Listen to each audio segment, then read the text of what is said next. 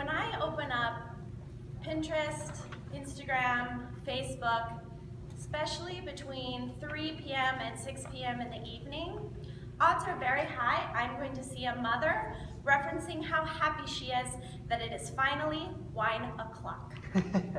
It is very common for women in the United States to talk about how they use alcohol as an aid in their parenting. Helps them calm down, helps them relax, and if you read the comments, it's obvious that it is societally acceptable for them to do so. All sorts of mothers referencing how they started an hour ago, or they're on their second half of a glass for the day. Last year, in May of 2015, I drove up to San Francisco. I showed my proof of residency. I paid $60, and I sat in a room for about 5 minutes with a doctor I had never met and told her that I would like to have a medical marijuana card. When she asked me the reason why, I told her that parenting is really difficult for me. I was struggling with a lot of anxiety, but I had tried anti-anxiety meds and I didn't like the strength or the feeling. I wanted something different. She smiled, didn't seem to faze her at all that I was specifically asking for marijuana in order to be a better mother. And she told me that when I went to the store, I should look for a tincture. I could put it under my tongue, doesn't have a smell. She said, it's very discreet. You'll be able to use it anywhere you go and no one will know. I've been using marijuana for about a year since that time. And the point of my speech was not to shock you or make new friends who want to hang out with me now. That's going to be great. I'm really looking forward to that. What I believe is that the people, the individuals who are privileged, have a responsibility to stand up and be public about what they're doing. And I feel particularly passionate about this because there are people both illegally and legally using marijuana who do not look like me. They don't speak like me. They don't live where I live.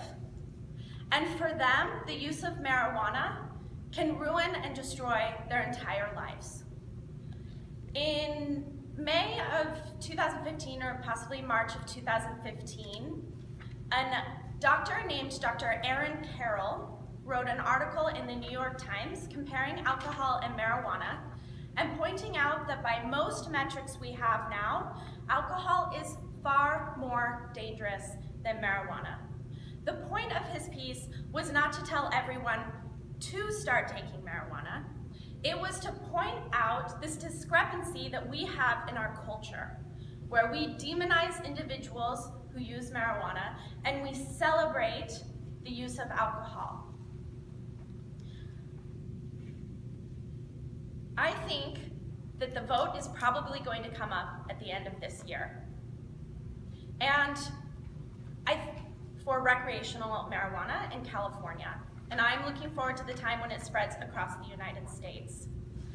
But before we get there, people who can make the choice have to aid in normalizing the use. One of my privileges is that I'm white. I'm far less likely to be stopped for any kind of random search. I'm also a female mother. I'm with my kids a lot. This is also another thing that we wouldn't assume this kind of individual is using marijuana. I have the privilege of being able to choose my job. It's not essential for me to work at a place where they're going to do random or scheduled drug testing. If I were to lose my job because I tested positive for marijuana usage, my family wouldn't be in jeopardy, and I would be able to choose a different job that afforded me.